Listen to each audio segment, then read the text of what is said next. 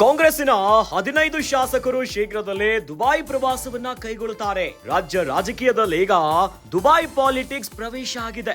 ಸತೀಶ್ ಜಾರಕಿಹೊಳಿ ಅವರ ಆಪ್ತ ಆಸಿಫ್ ಸೇಠ್ ಹೇಳಿಕೆ ಸಂಚಲನವನ್ನೇ ಕ್ರಿಯೇಟ್ ಮಾಡಿದೆ. ಬೆಳಗಾವಿಯ ಉತ್ತರ ಕ್ಷೇತ್ರದ ಶಾಸಕ ಆಸಿಫ್ ಸೇಠಿನ ಹೇಳಿಕೆ, ಏನೋ ಸತೀಶ್ ಜಾರಕಿಹೊಳಿ ದುಬೈಗೆ ಹೋಗಲ್ಲ, ಆಪ್ತರು ಮಾತ್ರ ದುಬೈಗೆ ಹೋಗ್ತಾರಂತೆ. ವಿಮಾನ ಟಿಕೆಟ್ ಕೂಡ ಬುಕ್ ಮಾಡ್ತಿದ್ದೇವೆ ಅಂತ ಹೇಳಿದ್ದಾರೆ ಆಸಿಫ್ ಸೇಠ್.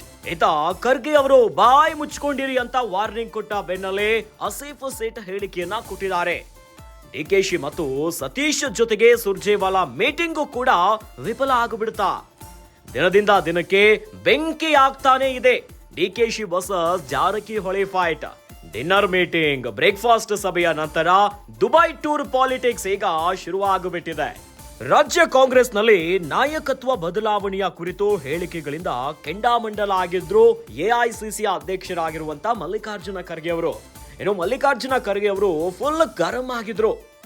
ಪಕ್ಷದ ನಾಯಕರ ವಿರುದ್ಧ ಫುಲ್ ಕೌಂಟರ್ ಅನ್ನ ಕೊಟ್ಟಿದ್ರು. ಅಂದ್ರೆ ನೇರಾನೇರವಾಗಿ ಬಾಯಿ ಮುಚ್ಕೊಂಡಿರಿ, ಇಲ್ಲ ಅಂತಂದ್ರೆ ಸರಿ ಇರಲ್ಲ, ಅಂದ್ರೆ ಹೈಕಮಾಂಡ್ ಶಕ್ತಿಯನ್ನ ತೋರಿಸಬೇಕಾಗುತ್ತೆ ಅನ್ನುವಾಗಿ ವಾರ್ನಿಂಗ್ ಅನ್ನ ಕೊಟ್ಟಿದ್ರು.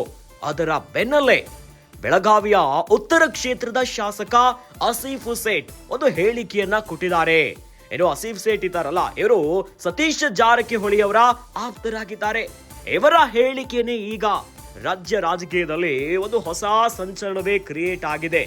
ಅದುವೇ ಸತೀಶ್ ಜಾರಕಿಹೊಳಿ ಅವರು ದುಬೈಗೆ ಹೋಗಲ್ಲ, ಅವರು ಆಪ್ತರು ಮಾತ್ರ ದುಬೈಗೆ ಹೋಗ್ತಾರಂತೆ.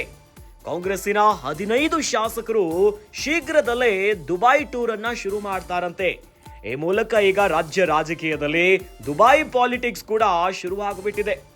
ಒಂದು ಕಡೆಯಲ್ಲಿ ಇತ್ತೀಚೆಗಷ್ಟು ನಾವೆಲ್ಲರೂ ಕೂಡ ಕೇಳ್ತಾ ಇದ್ವಿ, ಡಿನ್ನರ್ ಮೀಟಿಂಗ್ ಅತ್ತ ಸತೀಶ್ ಜಾರಕಿಹೊಳಿ ಅವರ ನಿವಾಸದಲ್ಲಿ ಡಿನ್ನರ್ ಮೀಟಿಂಗ್ ಆಗಿತ್ತು. ಅದಾದ ಮೇಲೆ ಗೃಹ ಸಚಿವರು ಕೂಡ ಒಂದು ಮೀಟಿಂಗ್ ಅನ್ನ ಅರೇಂಜ್ ಮಾಡಿದ್ರು. ಆದರೆ ಕಾಂಗ್ರೆಸ್ಸಿನ ಹೈಕಮಾಂಡ್ ಮೂಲಕವಾಗಿ ಆ ಒಂದು ಸಭೆಗೂ ಕೂಡ ಬ್ರೇಕ್ ಬಿದ್ದಿತ್ತು. ಅದರ ನಂತರ ಈಗ ಭಾರಿ ಸದ್ದು ಮಾಡ್ತಾ ಇರುವಂತದ್ದು ದುಬೈ ಟೂರಿನ ಪಾಲಿಟಿಕ್ಸ್. ಈತ ಖರ್ಗೆ ಅವರು ಬಾಯಿ ಮುಚ್ಕೊಂಡಿರಿ ಅಂತ ವಾರ್ನಿಂಗ್ ಕೊಟ್ಟ ಬೆನ್ನಲ್ಲೇ ಆಸಿಫ್ ಸೇಠ್ ಹೇಳಿಕೆಯನ್ನ ಕೊಟ್ಟಿದ್ದಾರೆ.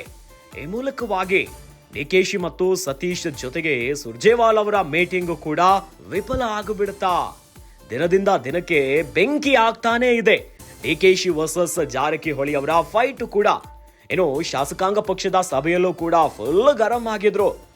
ಬೆಳಗಾವಿಯ ಡಿಸಿಸಿ ಕಚೇರಿಯ ನಿರ್ಮಾಣದ ಕ್ರೆಡಿಟ್ ಅನ್ನ ಡಿಕೆ ಶಿವಕುಮಾರ್ ಅವರು ಲಕ್ಷ್ಮೀ ಹೆಬ್ಬಾಳ್ಕರ್ ಅವರಿಗೆ ಕೊಟ್ಟಿದ್ರು. ಆ ವಿಚಾರವಾಗಿಯೂ ಕೂಡ ನೇರಾನೇರವಾಗಿನೇ ಪಕ್ಷದ ಸಭೆಯಲ್ಲಿ ಮೈಕ್ ಅನ್ನ ಹಿಡಿದು ಸತೀಶ್ ಜಾರಕಿಹೊಳಿ ಅವರು ಗರ್ಜಿಸಿದ್ರು.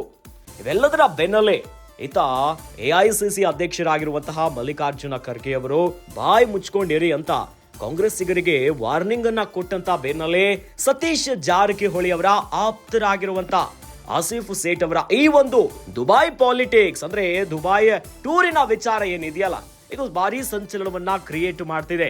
ಈ ಮೂಲಕವಾಗಿ ದಿನದಿಂದ ದಿನ ಬೆಂಕಿ ಆಗ್ತಾನೆ ಇದೆ ಡಿಕೆಶಿ ವರ್ಸಸ್ ಜಾರಕಿಹೊಳಿ ಫೈಟ್.